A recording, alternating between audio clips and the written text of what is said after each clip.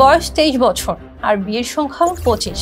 তরুণীর এমন কর্মকাণ্ড দিনে দিনে যেন এক অভ্যাসে পরিণত হয়েছে। শুধু 7 মাসেই তিনি এতদূর পৌঁছে গেছেন। ঘটনাটি ঘটেছে ভারতের রাজস্থানে। 23 বছর বয়সী এই তরুণীকে অবশেষে গ্রেফতার করেছে পুলিশ। 7 মাসে তিনি শুধু 25 জন পুরুষকে বিয়ে করেই থামেননি, তাদের কাছ থেকে অর্থ ও গহনা লুট করে পালিয়েছেন।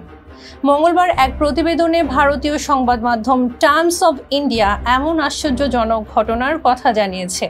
অনুরাধা পাসওয়ান নামের ওই নারীকে ভারতের মধ্যপ্রদেশের ভোপাল থেকে গ্রেফতার করা হয়েছে। তাকে লুট করে পালানো বধূ বলে অভিহিত করা হচ্ছে। অভিযুক্ত অনুরাধা আইনিভাবে বিয়ে করতেন, বিয়ের পর কয়েকদিন স্বামীর সঙ্গে থাকতেন এবং রাতে সুযোগ পেয়ে নগদ অর্থ, গহনা ও ইলেকট্রনিক সামগ্রী নিয়ে অদৃশ্য হয়ে যেতেন। অভিযোগ রয়েছে তিনি একটি সংঘবদ্ধ গ্যাংয়ের সঙ্গে যুক্ত ছিলেন, যারা স্থানীয় এজেন্টদের মাধ্যমে বিয়ের জন্য ব্যাকুল পুরুষদের টার্গেট করত।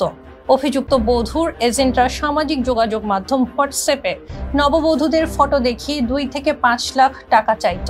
অনুরাধার বিরুদ্ধে প্রথম অভিযোগটি করেন সাওয়াই মাধোপুরের বাসিন্দা বিষ্ণু শর্মা। চলতি মাসের 3 মে পুলিশের কাছে তিনি অভিযোগ করেন যে তিনি সুনিতা ও পাপ্পু মিনা নামের 2 এজেন্টকে 2 লাখ টাকা দিয়েছিলেন বিয়ের ব্যবস্থা করতে। গত 20 এপ্রিল কোর্ট ম্যারেজের পর অনুরাধা চলতি মাসের 2 মে বিষ্ণুর দেওয়া গহনা ও জিনিসপত্র নিয়ে পালিয়ে যান।